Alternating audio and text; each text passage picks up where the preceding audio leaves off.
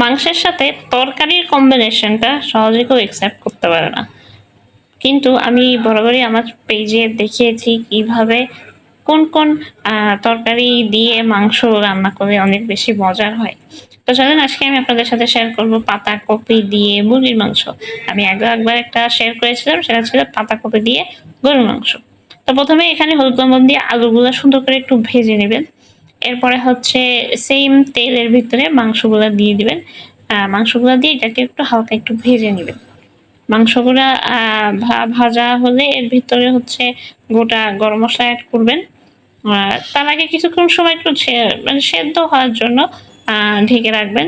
এরপরে আবার একটু নাড়াচাড়া করে দিয়ে এর ভিতরে গোটা গরম মসলা, এলাচ, দারচিনি, তেজপাতা, লবঙ্গ সবটা একসঙ্গে দিয়ে এটাকে খুব ভালো করে নেড়েচেড়ে রান্না করে নিবেন। এরপরে আর কিছু সময় একটু ঢেকে রাখবেন। এরপরে ঢাকনা তুলে এখানে কিন্তু এখনো কোনো পানি দেওয়া হয় নাই। এরপরে হচ্ছে টমেটো অ্যাড করবেন। টমেটোটা অ্যাড করে দিয়ে আবার কিছু সময় ঢেকে রাখুন। টমেটোটাও যখন একটু নরম হয়ে আসবে, এরপরে আবার এভাবে সুন্দর করে একটু নেড়ে ছেড়ে দিন। এরপরে এখানে কুচিয়ে রাখা পাতাকপিগুলা অ্যাড করে দিবেন। পাতাকপি যেহেতু সেদ্ধ হতে সময় লাগে না, তো পাতাকপিটা দিয়ে এরপরে কিছু সময় ঢেকে রাখবেন। ঢেকে রেখে এভাবে আবার একটু খুব ভালোভাবে নেড়ে ছেড়ে মিশিয়ে নিবেন।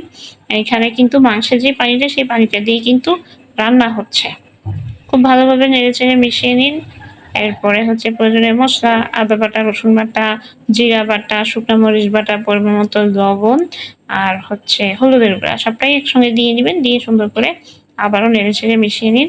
নিয়ে এটাকে রান্না হতে দিন কিছু সময়। এর ফাঁকে এখানে আরো একটু এক্সট্রা পেঁয়াজ বাটা অ্যাড করবেন টেস্টের জন্য আর কি। এটাকে আবারও খুব সময় নিয়ে সুন্দর করে একটু রান্না করে নিতে হবে, ভালোভাবে নেড়ে ছেড়ে রান্না করে নিতে হবে। এরপর হচ্ছে সেই ভেজে রাখা আলুগুলো এখানে অ্যাড করবেন। আলুগুলা দিয়ে কিছুক্ষণ রেখে এটাকে ঢাকনা দিয়ে ঢেকে দিতে হবে। ভালোভাবে আবার একটু নাড়াচাড়া করবেন।